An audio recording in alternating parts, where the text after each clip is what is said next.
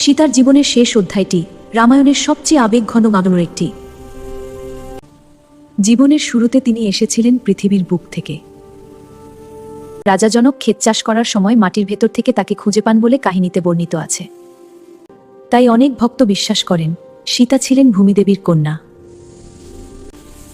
জীবনের পথে তিনি অসংখ্য পরীক্ষা দিয়েছেন।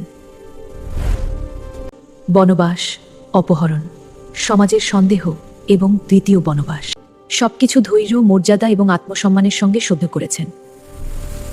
অবশেষে যখন রাজসভায় আবার তার পবিত্রতা নিয়ে প্রশ্নের অবসান ঘটানোর সময় এলো, তখন সীতা পৃথিবী মাতার কাছে প্রার্থনা করলেন, যদি আমি সর্বদা সত্য ও ধর্মের পথে চলে নাও,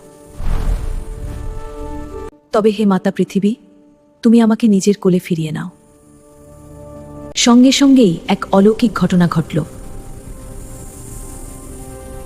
ভূমিদেবী এক দিব্য সিংহাসনে আবির্ভূত হলেন। তিনি সীতাকে সস্নেহে নিজের কোলে তুলে নিলেন। এরপর সীতা পৃথিবীর অন্তরে ফিরে গেলেন। এই ঘটনাকে অনেকেই পাতাল প্রবেশ বলে উল্লেখ করেন, যদিও বহু আধ্যাত্মিক ব্যাখ্যায় এটিকে ভূমিদেবীর কোলে প্রত্যাবর্তন হিসেবেও দেখা হয়। শ্রীরাম, লব, কুশ এবং উপস্থিত সবাই এই দৃশ্য দেখে স্তব্ধ হয়ে যান।